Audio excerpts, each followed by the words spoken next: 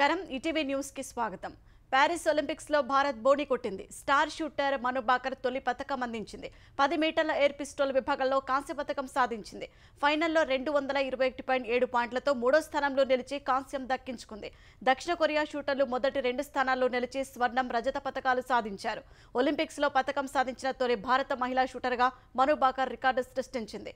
Shooting విభాగంలో 12 ఏళ్ల తర్వాత భారత్కు మను బాకర్ పతకాన్ని సాధించి పెట్టింది। 2012లో గగన్ నారంగ్ షూటింగ్లో కాంస్య పతకం సాధించాడు। ప్యారిస్ ఒలింపిక్స్ మరో యువ షూటర్ రమితా జిందాల్ పతకానికి గురిపెట్టింది। మహిళల 10 మీటర్ల ఎయిర్ రైఫిల్ షూటింగ్ లో ఫైనల్ కు దూసుకెళ్లింది। 631.5 పాయింట్లతో రమిత 5వ స్థానంలో నిలిచి తుది పోరుకు అర్హత సాధించింది। ఇదే ఈవెంట్ లో భారత స్టార్ షూటర్ ఎలెవెనిల్ వలరివన్ 630.7 పాయింట్లతో 10వ స్థానంలో నిలిచి ఫైనల్ చేరడంలో విఫలమైంది।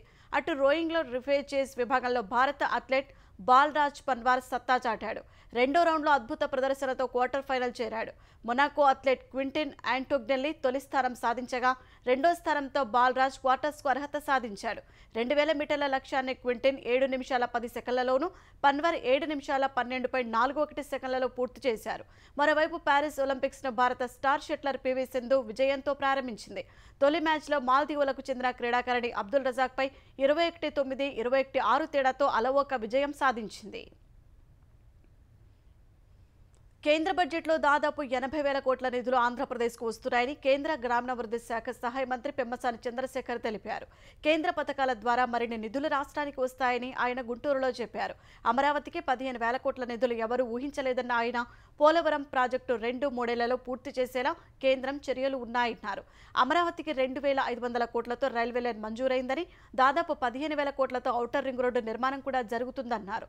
ఔటర్ రింగ్ రోడ్డు భూసేకరణకు కేంద్రం సహకరిస్తోందని పెమ్మసాని వెల్లడించారు। కేంద్రం నుంచి వెనుకబడిన జిల్లాలకు ప్రత్యేక నిధులు కేటాయించారని, 2 మేజర్ పారిశ్రామిక కారిడార్లు కూడా వస్తున్నాయని పెమ్మసాని వివరించారు। స్ఫూర్తి ప్రదాతల పేర్లతో ప్రభుత్వ పథకాలు అమలు చేయడం హర్షణీయమని ఆంధ్రప్రదేశ్ ఉప ముఖ్యమంత్రి పవన్ కళ్యాణ్ అన్నారు। భావితరాలకు స్ఫూర్తిని అందించే సమాజ సేవకులు, శాస్త్రవేత్తలు, విద్యావేత్తల పేర్లతో ప్రభుత్వ పథకాలను అమలు చేయడంపై హర్షం వ్యక్తం చేస్తూ ఎక్స్లో పోస్ట్ చేశారు। విద్యాశాఖ పథకాలను సర్వేపల్లి రాధాకృష్ణన్, డొక్కా సీతమ్మ, అబ్దుల్ కలాం పేర్లతో అమలు చేయాలని నిర్ణయించిన ముఖ్యమంత్రి చంద్రబాబు విద్యాశాఖ మంత్రి నారా లోకేష్ కు అభినందనలు తెలిపారు। గత ప్రభుత్వ పాలనలో పథకాలన్నింటికీ అప్పటి ముఖ్యమంత్రి తన పేరే పెట్టుకున్నారని గుర్తు చేశారు। ఆ దుస్సంప్రదాయాన్ని పక్కన పెట్టి విద్యార్థులు స్ఫూర్తి నింపే వారి పేర్లతో పథకాలు అమలు మంచి పరిణామమన్నారు। పాఠశాల విద్యార్థులకు ఇచ్చే యూనిఫామ్, పుస్తకాలు, స్కూల్ బ్యాగ్, బూట్లు, సాక్స్ పథకాన్ని సర్వేపల్లి రాధాకృష్ణన్ పేరుతో అమలు చేయడం సముచితమన్నారు। మధ్యాహ్న భోజన పథకానికి డొక్కా సీతమ్మ పేరు పెట్టడాన్ని స్వాగతించారు। మిసైల్ మ్యాన్ అబ్దుల్ కలాం పేరుతో విద్యార్థులకు ప్రతిభా పురస్కారాలు అందించడం యువతలో నూతనోత్తేజాన్ని కలిగిస్తుందన్నారు। మహనీయుల పేర్లతో పథకాలు అమలు చేయడం ద్వారా వారి సేవల్ని ప్రతి ఒక్కరు స్మరించుకుంటారని పవన్ గుర్తు చేశారు। చంద్రబాబు నాయకత్వంలో ఎన్డీఏ ప్రభుత్వానికి మహనీయుల దివ్యాశీస్సులు ఎళ్లవేళలా ఉంటాయని పేర్కొన్నారు। అసెంబ్లీకి వెళ్లని జగన్మోహన్ రెడ్డి ఎమ్మెల్యే పదవికి రాజీనామా చేయాలని ఏపీ పీసీసీ అధ్యక్షురాలు వైఎస్ షర్మిల డిమాండ్ చేశారు। అసెంబ్లీకి వెళ్లని వైసీపీ ఎమ్మెల్యేలు కూడా పదవులకు రాజీనామా చేయాలన్నారు। ప్రతిపక్ష హోదా ఇస్తేనే అసెంబ్లీలో అడుగు పెడతారని అనడం జగన్ అజ్ఞానానికి నిదర్శనమని సోషల్ మీడియా ఎక్స్లో షర్మిల ధ్వజమెత్తారు। ఇంతకు మించిన పిరికితనం, చేతగానితనం, అహంకారం ఎక్కడా కనపడవు, వినపడవని విమర్శించారు। మోసం చేయడం జగన్కు కొత్తేమీ కాదని, ఓట్లేసి గెలిపించిన ప్రజలను ఇంత దారుణంగా మోసం చేయడం, అవమానించడం ఆయనకే చెల్లిందని మండిపడ్డారు।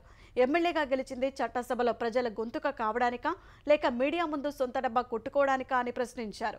నిండు సభలో అధికార పక్షం శ్వేతపత్రాలు విడుదల చేస్తుంటే తాపీగా ప్యాలెస్లో కూర్చొని మీడియా మీట్లు పెట్టడానికి ప్రజలు ఎమ్మెల్యేగా ఎన్నుకోలేదని ట్వీట్ చేశారు। 5 ఏళ్ల అవినీతి, దోపిడీ పాలనతో జగన్ ఏపీని అప్పుల కుప్పగా మార్చేశారని ప్రభుత్వం చెబుతుంటే సమాధానం చెప్పే బాధ్యత లేదా అని నిలదీశారు। అసెంబ్లీకి వెళ్లారని చెప్పే నాయకుడు ప్రతిపక్ష హోదాకే కాదు, ఎమ్మెల్యే హోదాకు కూడా అర్హులు కాదన్నారు। ప్రజా తీర్పును గౌరవించకుండా అసెంబ్లీకి వెళ్లనంటూ గౌరవ సభను అవమానించిన వాళ్లకు ఎమ్మెల్యేగా ఉండే అర్హత లేదని స్పష్టం చేశారు। పేద విద్యార్థులకు నాణ్యమైన విద్య, పౌష్టికాహారం అందించడమే లక్ష్యంగా తమ ప్రభుత్వం ముందుకెళ్తోందని సీఎం రేవంత్ రెడ్డి అన్నారు। హైదరాబాద్లో హరే రామ హరే కృష్ణ ఫౌండేషన్ ప్రతినిధులతో సమావేశమైన ఆయన కొడంగల్లో ఏర్పాటు చేయనున్న సెమీ రెసిడెన్షియల్ పైలట్ ప్రాజెక్టుపై చర్చించారు। హరే రామ హరే కృష్ణ సిఎస్ఆర్ నిధులతో కొడంగల్లో జరుగుతున్న సెంట్రలైజ్డ్ కిచెన్ నిర్మాణ పనులపై సమీక్ష నిర్వహించారు. సెంట్రలైజ్డ్ కిచెన్ ద్వారా కొడంగల్ నియోజకవర్గంలో రోజు 28,000 మంది విద్యార్థులకు బ్రేక్ఫాస్ట్, లంచ్ అందించనున్నారు. సెంట్రలైజ్డ్ కిచెన్ నిర్మాణం పూర్తయిన వెంటనే కొడంగల్లో సీఎం రేవంత్ రెడ్డి పైలట్ ప్రాజెక్టును ప్రారంభించనున్నారు. తర్వాత రాష్ట్ర వ్యాప్తంగా అమలు చేసేందుకు అధ్యయనం చేయాలని సంస్థ ప్రతినిధులకు సీఎం సూచించారు. తెలంగాణ సంస్కృతి వారసత్వాన్ని కాపాడటంతో పాటు ప్రపంచ పటంలో రాష్ట్రాన్ని తమ ప్రభుత్వం సగర్వంగా నిలుపుతుందని సీఎం రేవంత్ రెడ్డి అన్నారు. హైదరాబాద్లోని కుతుబ్షాహీ హెరిటేజ్ పార్క్లో నిర్వహించిన అగాఖాన్ ట్రస్ట్ ఫర్ కల్చర్ కార్యక్రమంలో సీఎం రేవంత్ రెడ్డి, మంత్రి జూపల్లి, ఎంపీ అసదుద్దీన్ పాల్గొన్నారు. కుతుబ్షాహీ హెరిటేజ్ పార్క్ 7 టూమ్స్ నిర్మాణ నైపుణ్యానికి, సాంస్కృతిక గొప్పతనానికి నిదర్శనమన్నారు. కుతుబ్షాహీ వారసత్వ సంపద పరిరక్షణ ప్రాజెక్టును రాష్ట్ర సాంస్కృతిక శాఖతో కలిసి అగాఖాన్ ఫౌండేషన్ చేపట్టి 100 కంటే ఎక్కువ స్మారక చిహ్నాల పరిరక్షణ చేపట్టిందన్నారు. 106 ఎకరాల విస్తీర్ణంలో చేపట్టిన ఈ కార్యక్రమం అతిపెద్ద పరిరక్షణ ప్రయత్నానికి నిదర్శనమని సీఎం కొనియాడారు. ఎగువన వర్షాలు తగ్గుముఖం పట్టడం వల్ల భద్రాచలం వద్ద గోదావరి శాంతిస్తోంది. 50.5 అడుగుల వద్ద నిలకడగా ప్రవాహం ఉన్నందున 3వ ప్రమాద హెచ్చరికను అధికారులు ఉపసంహరించుకున్నారు. లోతట్టు ప్రాంతాల ప్రజలు అప్రమత్తంగా ఉండాలని సూచించారు. మరో 3 రోజుల పాటు వర్ష సూచన ఉన్నందున నదీ తీర ప్రాంతం వైపు వెళ్లొద్దని సూచిస్తున్నారు. ప్రస్తుతానికి వస్తున్న వరదతో దుమ్ముపేట, భద్రాచలం, చెర్ల మండలాల్లోని కొన్ని గ్రామాలు ముంపు బారిన పడ్డాయి. మరోవైపు ఎగువ నుంచి వస్తున్న భారీ వరదతో రాజమహేంద్రవరం వద్ద గోదావరి నది మహోగ్ర రూపం దాల్చింది.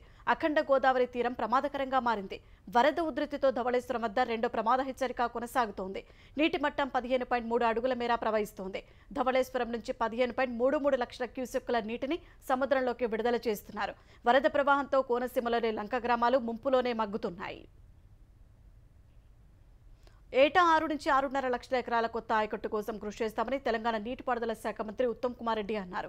హైదరాబాద్లోని జలసౌధలో నీటిపారుదల ఉన్నతాధికారులతో సమీక్ష నిర్వహించిన ఆయన ప్రాధాన్యత ప్రాజెక్టులను సాధ్యమైనంత త్వరగా పూర్తయ్యేలా చర్యలు తీసుకోవాలని ఆదేశించారు.